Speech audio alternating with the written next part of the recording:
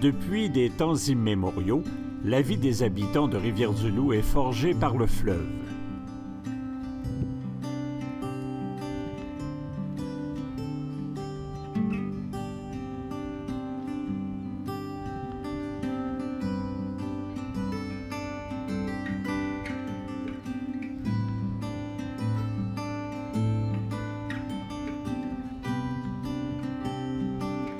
Le fleuve, c'est aussi ces magnifiques îles, dont plusieurs sont la propriété de la Société du Vénord. Je m'appelle Olivier Caron, je suis guide, interprète chez Du Vénord et matelot.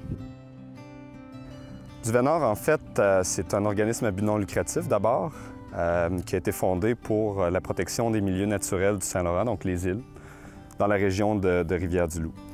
Donc, Du Vénord a été fondé en 1979.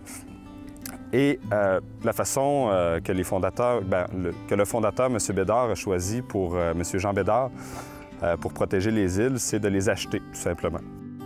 Moi, je suis biologiste. J'ai travaillé sur les oiseaux marins toute ma vie. Et j'ai travaillé beaucoup en Alaska, dans la mer de Bering, dans la mer du Nord, en Australie.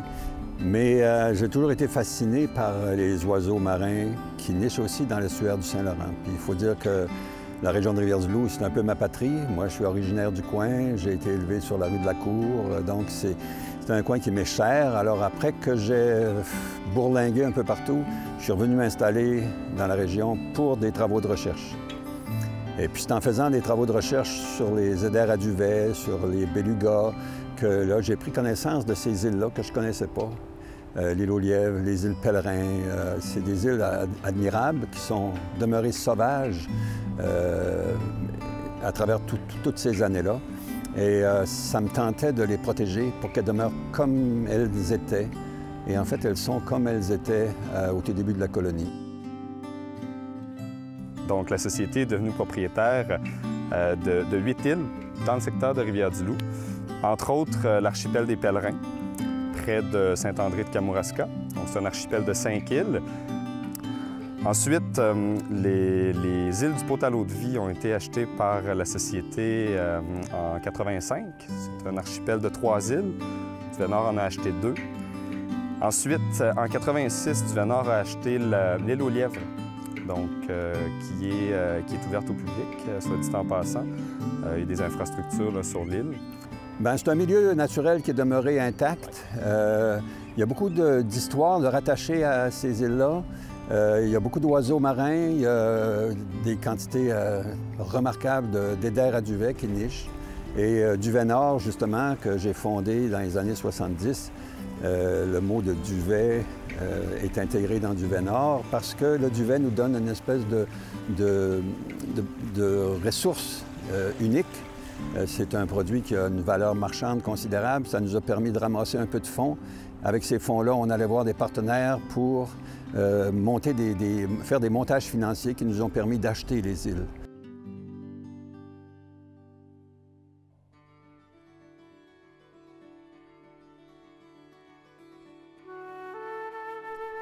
Souvent, la première fois que le regard des gens s'arrête sur la beauté des îles du Saint-Laurent, c'est à bord du traversier qui relie Rivière-du-Loup à Saint-Siméon.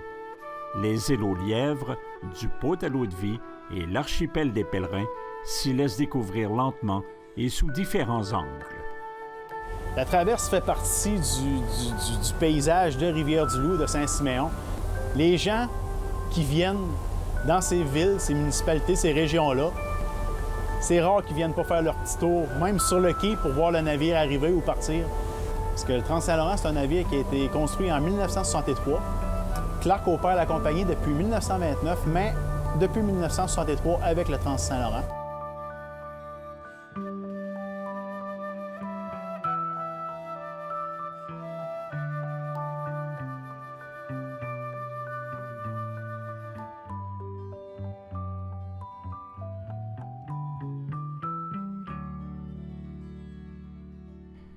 Capitaine à bord du Trans-Saint-Laurent, Marco Ouellette connaît bien ces îles qu'il admire quotidiennement.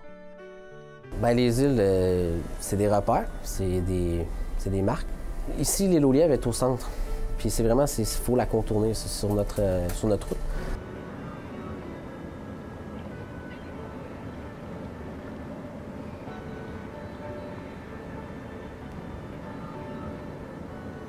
Quand tu fais la même route souvent, bien, ça te réveille si jamais il y a quelque chose de pas normal. Si tu es habitué de l'avoir à telle distance, on approche, on va virer bientôt.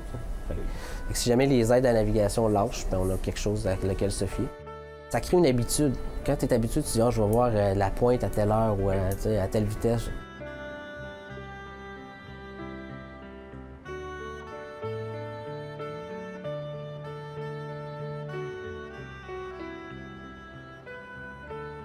On quitte le quai de Rivière-du-Loup. Là, après ça, il y a le banc du milieu. Il y a des hauts fonds là-dedans, fait qu'il faut faire attention. Puis après ça, on s'enligne pour la passe de l'île aux Lièvres, que là, c'est le moment le plus critique pour la traversée. C'est toujours les manœuvres le moment le plus critique, mais pour la traversée, à l'île aux Lièvres, quand il n'y a pas beaucoup d'eau dans les marées basses, surtout dans les grandes marées, il faut faire attention parce qu'il faut ralentir pour que le squat, c'est un effet qui fait que quand tu n'as pas de fond, ça fait que l'arrière s'affaisse. C'est comme s'il y avait un bol. C'est comme si la surface de l'eau faisait un bol autour du navire quand il avance dans l'eau. C'est d'hydrodynamisme. Quand on passe là-bas, il faut vraiment être au courant toujours de la marée.